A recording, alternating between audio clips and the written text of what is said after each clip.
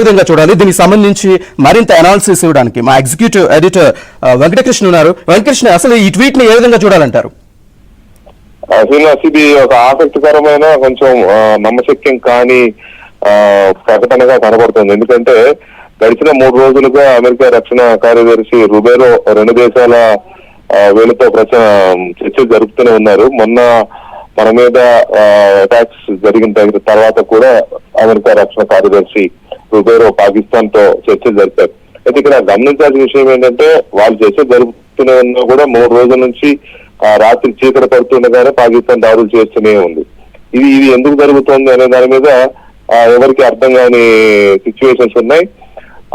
ఇప్పుడు కూడా ఈ ప్రకటన వచ్చిందని మనం మాట్లాడుకుంటున్న ఈ టైం కూడా బోర్డర్స్ లో విపరీతమైన ఉద్రిక్తత ఉంది. అటువైపు నుంచి పాకిస్తాన్ వైపు నుంచి చాలా పెద్ద ఎత్తున కాల్పుల విరమణ ఒప్పందాన్ని ఉల్లంఘించి పాకిస్తాన్ కాల్పులు తెగబడుతోంది. కొలెటరల్ డ్యామేజ్ విపరీతంగా జరుగుతోంది. మన సామాన్య పౌరులు, మన ప్రజలు ప్రాణాలు కోల్పోతున్నారు. ఇప్పటికే 3 జవాన్లు కోల్పోయినట్టుగా కూడా మనకి వార్తలు వస్తున్నాయి, ప్రభుత్వం ప్రకటించింది. సో ఈ సిచ్యువేషన్ లో ట్రంప్ ఎలాగా ఈ స్టేట్మెంట్ చేశారు, అసలు 2 దేశాలు అంగీకరించాయని ఎలా చెప్పారు అనేది కొంత ఇంట్రెస్టింగ్ పాయింట్ ఇది. మరి కాసేపట్లో రక్షణ శాఖకు సంబంధించి అధికారులు, అలాగే విదేశాంగ శాఖకు సంబంధించి సెక్రటరీ విక్రమ్ మనకి ప్రెస్ మీట్ ఉంది అని చెప్తున్నారు. పొద్దు నుంచి చూడాలి అందులో ఏం చెప్తారు. అయితే ఇక్కడ చాలా కీలకమైన అంశం ఏంటంటే, ఒకవేళ అమెరికా మధ్యవర్తిత్వమే గనక జరిపి ఉంటే, ఈ మధ్యవర్తిత్వం కోసం చైనా అమెరికా పోటీ పడుతున్నట్టు కనపడుతుంది. చైనా కూడా మధ్యాహ్నం ఒక స్టేట్మెంట్ చేసింది, మధ్యవర్తిత్వం చేయడానికి మేము సిద్ధంగా ఉన్నాం, మీరు కనుక ఓకే అంటే అని చైనా ఒక ప్రకటన చేసింది. ఆ ప్రకటన చేసిన కాసేపటికి, అంటే 2-3 గంటల తర్వాత ట్రంప్ ఇప్పుడు ఈ స్టేట్మెంట్ చేయడం ట్విట్టర్ ద్వారా ఈ స్టేట్మెంట్ చేయడం అనేది కొంత ఆసక్తికరమైన పరిణామం. 2 దేశాల మధ్య మేమే పెద్దరికం చేశాం, పెద్దన్న పాత్ర పోషించాం, మేమే ఈ యుద్ధం రాకుండా చూసాం అని చెప్పుకోవడం కోసం చేశారా, లేకపోతే నిజంగానే 2 దేశాలు ఒప్పుకున్నాయా? ఒకటి వాస్తవం, పాకిస్తాన్ అయితే మధ్యాహ్నమే, ఇవాళ మధ్యాహ్నం శాంతి చర్చలకు మేము సిద్ధంగా ఉన్నామంటూ కాళ్ళబేరానికి వచ్చింది. ఎందుకంటే అప్పటికే భారతదేశం తన దూకుడుతనాన్ని మెల్లమెల్లగా పెంచుకుంటూ వచ్చింది. దాదాపు 6 ఎయిర్ బేస్ని ధ్వంసం చేసింది, పాకిస్తాన్ లో ఉన్న ఎయిర్ బేసెస్ ని.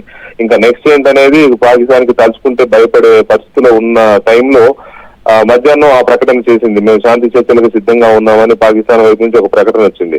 ఆ ప్రకటన వచ్చిన తర్వాత కూడా ప్రధానమంత్రి నివాసంలో చాలా కీలకమైన సమావేశం జరిగింది. ఇందాక రక్షణ మంత్రి రాజ్నాథ్ సింగ్ తో పాటు త్రివిధ దళాల అధిపతులు, అలాగే మన భద్రతా సలహాదారు అజిత్ దోబాల్, వీళ్ళందరూ ఒక సమావేశం చేసి, ఆ సమావేశం దాదాపు 2 గంటల పాటు సమావేశం జరిగిన తర్వాతనే రక్షణ శాఖ నుంచి, విదేశాంగ శాఖ నుంచి, ప్రభుత్వం వైపు నుంచి వచ్చిన ప్రకటన మనం చూస్తే, ఉగ్రవాదం ఏ రూపంలో ఉన్నా దాన్ని యుద్ధంగానే పరిగణిస్తాం అంటూ ప్రత్యక్ష యుద్ధానికి మోదీ గ్రీన్ సిగ్నల్ ఇచ్చారనే వార్తలు ఒక్కసారిగా గుప్పమన్నాయి, మనం చూసాం.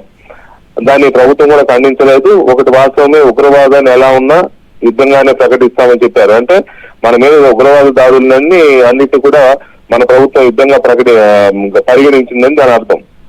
యుద్ధంగా పరిగణించినప్పుడు దానికి సమాధానం యుద్ధమే అవుతుంది తప్ప మధ్యవర్తిత్వాలు లేకపోతే చర్చలు, శాంతి చర్చలు ఇటువంటివి ఉండవు. యుద్ధానికి యుద్ధమే సమాధానం అవుతుంది. సో ఈ పరిస్థితుల్లో కీలకమైన అంశంగా ట్రంప్ చేసిన ఈ ప్రకటన, మధ్యవర్తిత్వానికి 2 దేశాలు అంగీకరించారు, నాకు చాలా సంతోషంగా ఉంది అని అనడానికి మరి ఏ రకంగా అంగీకరించాయి, భారతదేశం దగ్గరున్న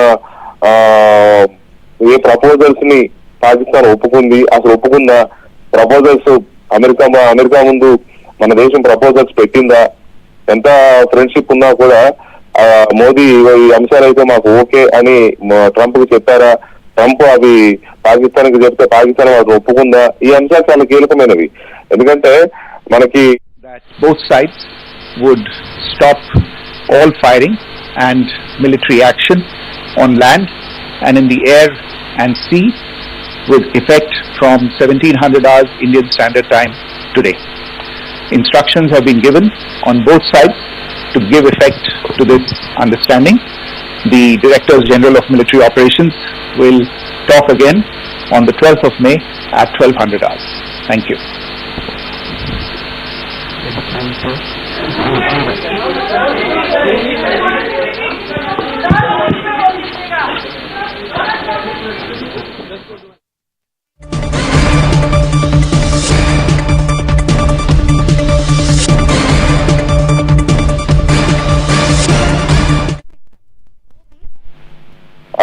మనకి మన కార్యదర్శి విక్రమ్ మిశ్రీ చాలా స్పష్టంగా వచ్చి సీజ్ ఫైర్ ఒప్పుకున్నట్టుగా ప్రకటించారు. సో మన ప్రభుత్వం అధికారికంగా ప్రకటించింది కాబట్టి రెండు దేశాల మధ్య అమెరికా మధ్యవర్తిత్వం సక్సెస్ అయినట్టే మనం అనుకోవాలి. అయితే ఏ రకమైన ప్రతిపాదనలు పెట్టింది మన దేశం అనేది కొంత ఇంట్రెస్టింగ్ పాయింట్. ఎందుకంటే ఉగ్రవాదం మీద పోరాటం అనుకున్నప్పుడు ఈ ఉగ్రవాదం మీద పోరాటానికి భారతదేశం ఏ రకమైన అంశాలను అక్కడ ప్రతిపాదించిందనేది చాలా కీలకం. మరి ట్రంప్ ఆ విషయాన్ని పాకిస్తాన్ తో అమెరికా మాట్లాడి ఒప్పుకున్న ఇక్కడ చాలా కీలకమైన అంశం ఏంటంటే 30,000 మంది సుశిక్షితులైన ఉగ్రవాదులు పాకిస్తాన్ లో ట్రైన్ అయి ఉన్నారు. వీళ్ళు ట్రైన్ అయింది దేనికోసం అంటే పూర్తిగా మన మీద దాడులు చేయడానికి, మన అమాయక ప్రజలను చంపడానికి 30,000 మంది ఉగ్రవాదులు అక్కడ ట్రైన్ అయి ఉన్నారు.